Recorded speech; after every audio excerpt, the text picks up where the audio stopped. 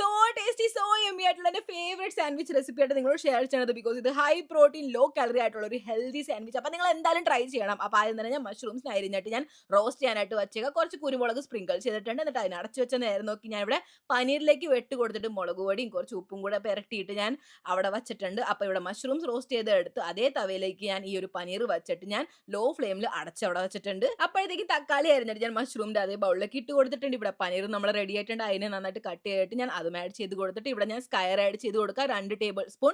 കാരണം ഇതും അത്യാവശ്യം പ്രോട്ടീൻ പ്രൊവൈഡ് ചെയ്യുന്നതാണ്. എരിവിനായിട്ട് കുറച്ച് ഈ ഒരു ഗ്രീൻ ചട്നി ആഡ് ചെയ്ത് കൊടുക്കുക, ഇച്ചിരി നാരങ്ങ നീര് ആഡ് ചെയ്ത് കൊടുക്കുക, പ്ലസ് ഇതിലേക്ക് കുറച്ച് ഞാൻ ടാമറിൻ ഡേറ്റ് എന്ന് വെച്ച് കഴിഞ്ഞാൽ പുളിയുടെ ചട്നി ആഡ് ചെയ്ത് കൊടുക്കുകയാണ്. എല്ലാം നന്നായിട്ട് മിക്സ് ആക്കിയതിന് ശേഷം ഇവിടെ നമ്മുടെ സ്റ്റഫിംഗ് റെഡി ആയിട്ടുണ്ട്. ഇതാണ് ഞാൻ യൂസ് ചെയ്യുന്ന ബ്രെഡ്. ബിക്കോസ് 38 ഗ്രാം പെർ ലോഫിന്റെ അത്ര പ്രോട്ടീൻ ഈ ഒരു ബ്രെഡ് പ്രൊവൈഡ് ചെയ്യുന്നതാണ് ആൻഡ് 0 മൈദ ആയിട്ടുള്ളതാണ്. അപ്പൊ ഞാൻ പ്രത്യേകിച്ച് വേറെ എണ്ണയോ നെയ്യൊന്നും തേച്ചില്ല, അതേ തവയുമായി റോസ്റ്റ് ചെയ്യണം. കാരണം ഇതുമ്പോൾ തന്നെ കുറച്ച് എണ്ണമയം ഉണ്ട്.